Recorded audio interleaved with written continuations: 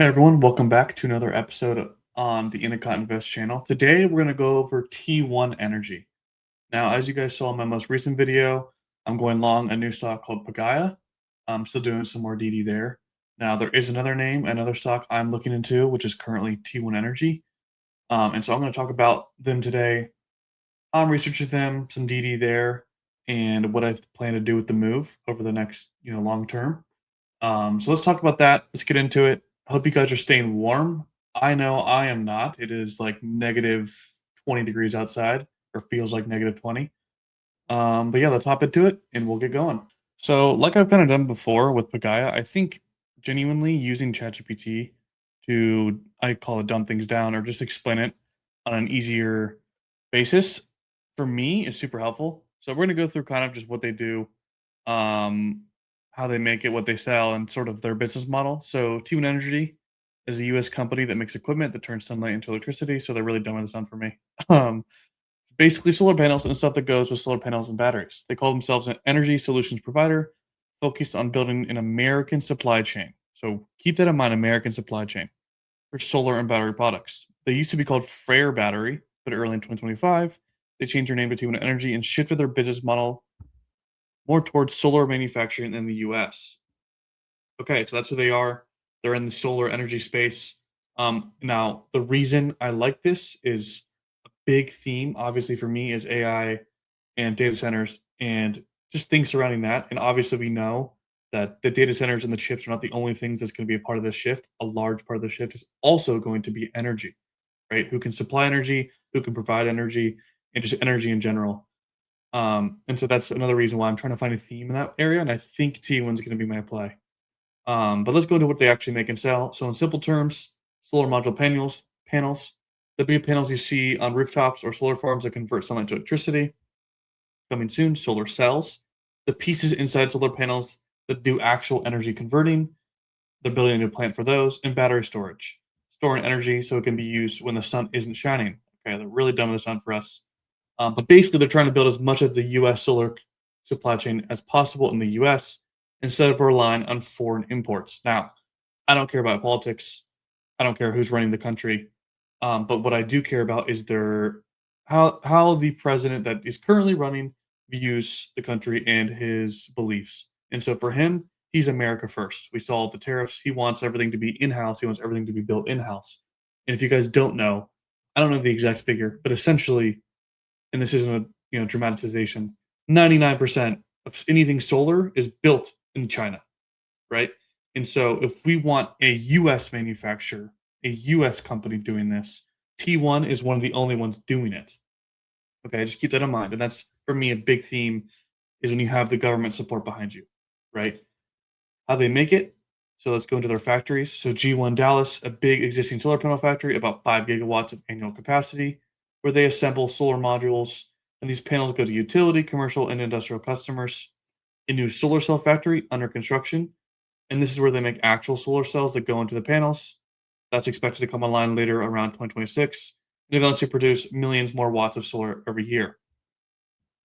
So those are sort of the what they do, how they make it, and they kind of go into the big picture. So here's again, ChatGPT literally explained what my thesis is. Most solar panels in the US are currently imported, which brings tariffs, policy, supply chain risk. T1 is trying to be one of the few big players making these things domestically, which I also make ChatGPT reference things. So when I queried this, I said, make sure you reference things from T1 Energy, like the actual company themselves. Um, and so they also completed a big business shift, which we'll get into. And they're also still ramping, still in production. And so they're not a profitable company. So keep this in mind, guys. This is definitely a speculative name, as they don't currently make a profit. And so I'm really still looking into it, but that's sort of what they do, who they are. Okay, so like I said, we went over kind of what they did, their business model, where they get things from. And before we go into the earnings, I actually want to go dive a little deeper. Now, if you guys don't follow this account, please follow this guy, Daniel Accounting underscore DS. Please give him a follow. He is just great write ups on the company. And so we're going to dive into his write up he did about a month and a half ago, just so you guys get a better idea of the company themselves. So let me zoom in as well. So again, their sites, they have a G1 Dallas manufacturing facility operations capabilities. So again, United States. G1 Dallas features 4 fully operational utility scale production lines currently producing a mix of mono PERC, so passivated emitter and a rear cell, and TOPCon tunnel oxide passivated contact solar modules. So mono PERC refers to modification in standard solar cell design, where a thin reflective passivization layer is placed at the rear side of the cell, which acts to minimize electron recombination. You guys can see he gets pretty into it. But by Q3 2025, T1 sold approximately 725 megawatts of modules on a total net sales of 200 to 210 million. The company expects Q4, now this is the big thing that I like too. They expect Q4 2025 module sales to exceed the total of the first 3 quarters combined, with the G1 Dallas targeted to reach a 4.5 gigawatt annualized run rate by Q4 2025. So, I believe they did 396 million in the first 3 quarters. And so in 1 quarter, they expect to do all 3, more than all of that combined. So they expect it to probably do north of $400 million, which in a year puts it at about $800 million in revenue. Keep that in mind as well. So G1 Dallas produces 2 primary module form factor design for different market segments. I won't go into too much of that. I don't want to bore you guys too much. TE or T1 Energy selected a 100-acre site in Malam County, Texas, within the Advanced Manufacturing and Logistics campus at Sandow Lakes. The G2 Austin project represents up to an $850 million investment and is planned to create up to 1,800 advanced manufactured jobs. I'm going to go into that. That's their second facility they're building is the G2 Austin. So you have the G1 the G1 Dallas, they have the G1 Austin, and they're building the G2 Austin. So part 2 is he goes into funding. Keep in mind again, this is very speculative company, so there will be a lot of dilution, will be a lot of offerings, share offerings, and so you can see here the secured funding to initiate their G2 Austin construction in October 2025. The company completed a $72 million registered direct offering by selling 22.5 common shares at $3.25 a share. That was when the stock price was $3.25. It's currently almost $9, I believe. Additionally, T1 Energy secured a $50 million convertible preferred share issuance to funds managed by Encompass Capital Advisors. The CFO, Evan Callio, noted that while the company initially planned to secure debt financing first, strong interest from institutional equity investors led them to opportunistically reorient the sequence of G2 capital formation. He goes into the leadership. The CEO is just a CFA chartered from Syracuse, who founded Alusa Energy and previously managed $500 million at More Capital Management. He was on the board of Fire Battery and was appointed the CEO when the transition began to T1. So remember, they used to be Fryer Battery. So this is going into the supply chain. Again, there's a lot here. Please go follow this guy and read this post if you're interested. He goes into all the stages of the manufacturing. He then goes into what I also really care about, the domestic content requirements and policy advantages.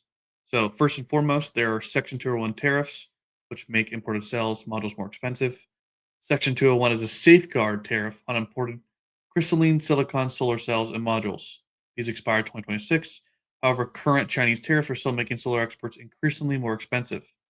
Section 45X is the Advanced Manufactured Production Credit from the Inflation Reduction Act that is under the Biden administration, which that was dropped.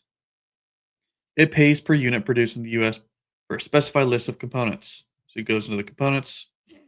Commercial solar projects can qualify for an additional 10% point investment tax credit bonus if they meet domestic content requirements. Again, he talks a lot about the requirements and stuff here. This is where I think it's super important to hear this. TE is strategically positioned to offer developers the highest level of domestic content available in the U.S. market.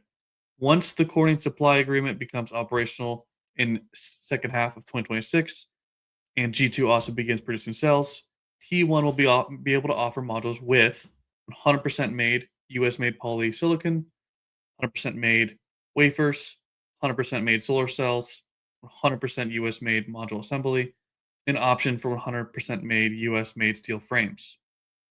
This fully domestic supply chain will enable T1 Energy customers to qualify for the maximum domestic content bonus with significant margin to spare. Moreover, T1 Energy products will help developers meet increasingly stringent foreign entity of concern requirements.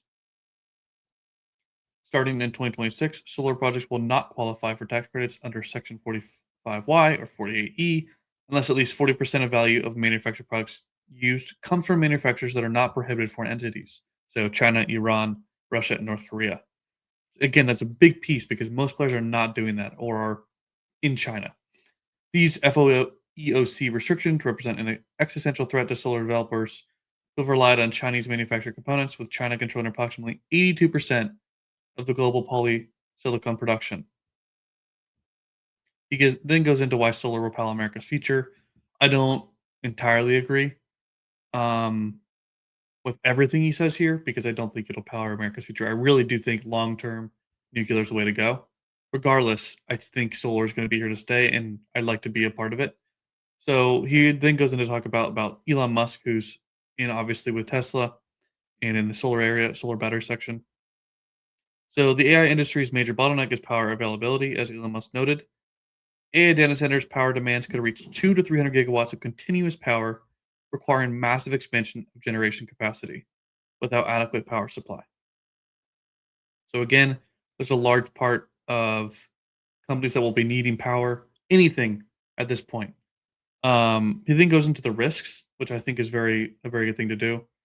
So he talks about a critical challenge limiting solar and renewable energy deployment is grid interconnection constraints. More than 12,000 active projects are currently seeking grid interconnection, representing 1,500 gigawatts of generator capacity. So it goes on to say that with utilities requiring 40 years for major projects to connect. So again, a lot of it is just going to take time. Okay. Another piece he talks about is First Solar exists and is already fully integrated solar company within the US. So First Solar is basically the only one currently fully integrated within the US. And that is one of T1 Energy's main competitors. But on that, I believe this was last quarter. This First Solar is completely sold out. And so that just leaves room for T1 to have that demand from customers. Um, then go into price forecasting. I don't want to go into the spreadsheet and do all the valuation here. He goes into why he thinks or how he values it and why it's fair. Um, and goes into a lot here. Talks about how it is in his portfolio, etc. But please give him a follow. He goes into pretty good in depth on the name and who they are. But that's just a little bit more detail on what they do. I also want to cover the short report because that was released, I think, on Tuesday or Wednesday. And so that's what we're going to hop into next. So Culpa Research dropped a short report, who also dropped one on Zeta last year. We're going to go through all of it. He kind of goes through, dispels most of what they said. And so I want to kind of walk through this. Again, give this guy Warden of Value a follow. I think he's posts super valuable stuff and went really in depth on this. So you start off with debunking the T1 Energy short report. Today, Culpa Research dropped a short on T1 Energy, alleging it's a China proxy, destined for zero, but the data tells a different story. So, 2 out of 10. The claim T1 Energy is a China proxy ineligible for tax credits. Fact. T1 restructured in December 2025 to comply with the OBBBA. They capped FAOSC equity under 25%. Okay, that's the first claim, was that it was a China proxy. Third claim, or second claim, I guess. T1 Energy can't get 45x tax credits. Fact. On December 30th, 2025, T1 completed a 160 million sale of verified tax credits to an investment grade buyer at 91 cents a dollar. Citigroup advised it.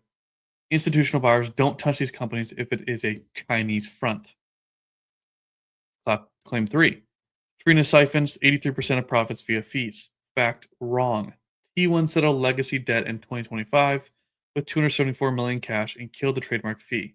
By moving IP to Singapore, T1 cleared the way for the 160 million in tax credit sales. Profit is staying in Texas, not China. Another claim. T1 is hiding a lawsuit from RWE. Fact, T1 disclosed a potential dispute and a $53 million impairment in its Q3 2025 filings. This isn't a secret, it's a legacy issue. They've already replaced that volume with a new 900 megawatt deal with Treaty Oak for 2026. Also, something to note on that Treaty Oak deal, they are partnered with Google and I believe Meta on that deal. And so, again, it unlocks the capability for hyperscaler connections, which is really interesting, by the way. Another claim: T1 is just an assembler of Chinese parts. Fact: construction on the G2 Austin cell fab broke ground last month. This $425 million project will produce high efficiency cells locally. It's their exit ramp from foreign supply dependencies. Another claim: supply chain isn't entirely dependent on China. Fact: T1 has signed strategic supply deals with Corning, Wafers, and Hemlock Semiconductors, polysilicon, and they are building a 100% domestic chain to hit more than 60% of US content targets by late 2026. Again, another claim we'd read about on Daniel's post earlier. Another claim: CEO Dan Barcelos' past Russia ties are a red flag. Fact: Adahomium attacks are a staple of short reports. T1's $160 million tax credit sale and December 2025 capital raise underwent strict legal and bank audits. If there were illegal ties, these deals wouldn't close. The bottom line: Culper's report targets the old T1. So again, this is when T1 restructured. The new CEO came in from the board of the Freyr battery, and they ignore the new T1 with a clean balance sheet, 160 million in fresh tax credit cash, and a massive U cell factory under construction.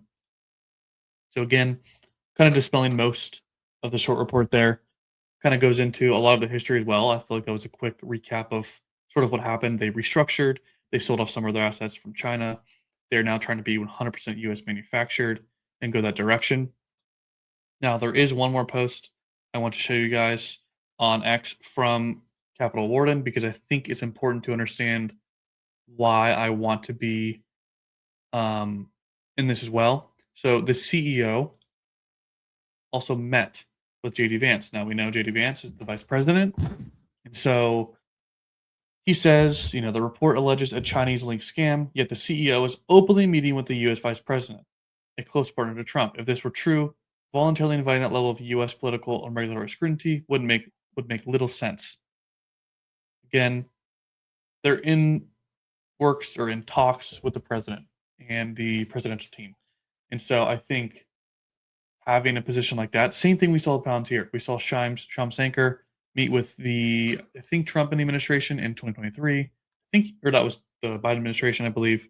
He also met with Trump at some point in 2023 or 2024 as well. But I just like when companies are aligned with the political whoever's running, because I think at the end of the day, their goal is to make money, bring value back to capital, or bring money back to investors. And so I don't get into politics, but I think it's really important to have the politics on your side, right? So the fact they're openly meeting with the team means there's probably something that works, or at least they're going to be benefited from tax credits and things of that nature. And so that's what T1 does. We kind of went into what they do, who they are, a little bit about the short report and dispelling that. And I also hinted a little bit at the revenue. And so they're going to be doing probably north of $800 million in revenue this year. And if we bring up Robinhood, which I'll do real quick, we'll also see the company is valued, I believe right now, after the move today, it might be a little bit higher. So, like I was saying, T1 Energy is currently up around 6.6%, almost $9 a share, $9 a share. Market cap is about 2.81 billion. And so they're a company going to be doing 800 million in revenue, valued at around $2 to $2.5 billion market cap. So again, you're not, in my opinion, it's not a super overvalued company. Now, again, I say that with a grain of salt because they are unprofitable. There is no near-term sight of profitability. If there would be any, it'd be 2027, which isn't that near. That gives at least 6 more quarters of zero profit, 100%. And so it is speculative. Now, how I'm playing that, how I'm thinking about it, why I like it. So for me, I will be probably making it a 3 to 5% position, no more than that, as it is speculative. Again, they make no money, and I still need to understand the industry a little more, understand the competitors, understand how they fit in. But I just want to be in a part of the industry or our sector where energy is a part of the AI wave, right? So I want to be able to own a name in that sector, and kind of catch that tailwind as it goes. And I think as interest rates cut, as we get more stuff from the president, I think we'll see more tax credits. And I think there'll be a lot of positive catalysts for the company moving forward. And so for me, this is more of a swing trade over the next 2 to 3 years, probably while Trump's president or under this AI wave, in no more than a 5% position as I look into it. I'm still adding shares. I think my most recent buy was this morning around 813 or 814. But yeah, just want to give you guys a little recap of T1. Obviously, there's a lot more to DD to go into, and I'll continue posting about them moving forward. But just want to kind of give you guys just a really high level overview of the past week of the news short report and just overview of who they are. Appreciate you guys watching. And again, appreciate the support. This is super fun to do. I'll continue posting on names like T1, Zeta, Nebius, Hims, Pagaya. And yeah, stay warm out there. Appreciate the support, and I'll catch you guys on the next one.